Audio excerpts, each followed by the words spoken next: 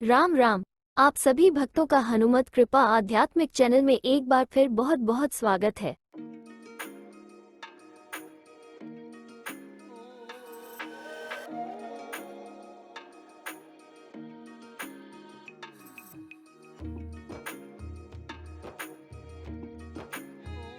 बाबा नीप करौरी महाराज भक्तों के प्रति बहुत दयालु हैं। भक्त के जीवन में आने वाली हर समस्या का हल बाबा जी खुद निकाल देते हैं। गुरुदेव महाराज भक्त को कब और कैसे अपने से जोड़ लेते हैं, ये भी कम रोचक नहीं है। गाजियाबाद निवासी संजय गौर बाबा जी से जुड़ने का रहस्योद्घाटन करते हुए बताया कि उनके पिता धार्मिक प्रवृत्ति के व्यक्ति थे। वर्ष 2016 में पिताजी के निधन के बाद माताजी गंभीर रूप से बीमार हो गईं। हफ्ते में 2 बार खून चढ़ता, बार बार अस्पताल ले जाना पड़ता, फिर भी कोई सुधार नहीं हो रहा था।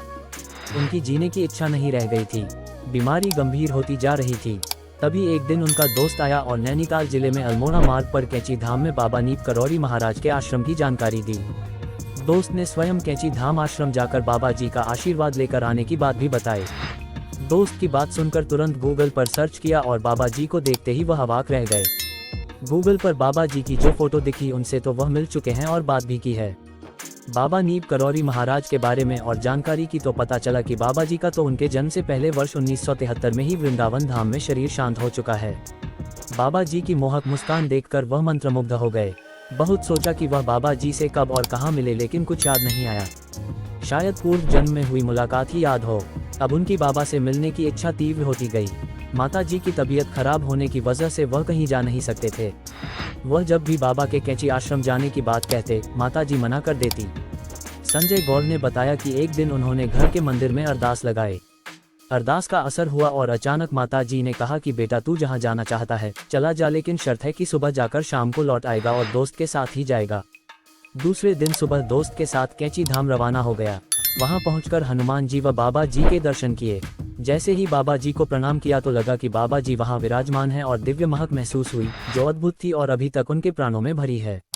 वहां सभी देवी देवताओं के कर दर्शन किए और मंदिर के कार्यालय से एक पुस्तक भी खरीद ली।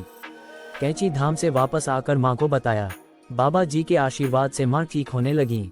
संजय गौर ने बताया कि उन्होंने मां से कहा कि वह भी कैंची धाम चलकर बाबा जी के दर्शन कर लें, लेकिन उन्होंने मना कर दिया।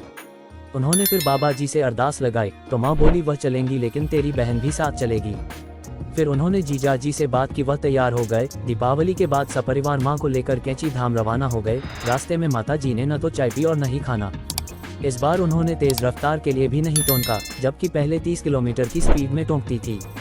मंदिर पहुंचकर सभी लोगों ने दर्शन किए। माता जी को भी बहुत अच्छा लगा। तभी मंदिर की ओर से कहा गया कि वह सभी लोग चाय पी कर जाएं। माँ और बहन ने ऑफिस में बैठकर चाय पी और उन्होंने बाहर। बाबा जी ने माँ की चाय पीने की इच्छा भी पूरी कर दी। फिर माँ ठीक हो गई, लेकिन 15 दिन बाद फिर से बीमार पड़ गई। तब उन्होंने बाबा जी से प्रार्थना की कि जब बाबा जी ने भक्तों के असाध्य रोग ठीक किए, मृत व्यक्ति को जीवन दान दिया, फिर उनकी माता जी को क्यों नहीं ठीक करते हैं। इसी बीच कैंची धाम से लाई पुस्तक पढ़ी तो उनके प्रश्न का उत्तर मिल गया। उसमें एक प्रसंग है कि बाबा जी युवाओं को तो ठीक कर देते और वृद्ध को थोड़ा आराम देकर अपने धाम बुला लेते हैं। संजय गौर ने बताया कि मृत्यु से 4-5 दिन पूर्व से ही मां ने बोलना बंद कर दिया था, लेकिन मृत्यु से पहले उन्होंने कई बार राम राम कहा और उनकी गोद में देह त्याग दिया। तभी से वह बाबा जी से पूरी तरह जुड़ गए हैं और अब उनके जीवन के सभी कार्य गुरुदेव महाराज के आशीर्वाद से ही होते हैं। ये था आज का प्रसंग। उम्मीद है कि आज के प्रसंग के माध्यम से आप जरूर कुछ नया सीख पाए होंगे। महाराज जी आप सभी को स्वस्थ रखें, इसी कामना के साथ अब आप सभी से विदा लेते हैं। जल्दी ही नई अमर गाथा के साथ फिर मिलेंगे। जय श्री राम, जय हनुमान, जय गुरुदेव।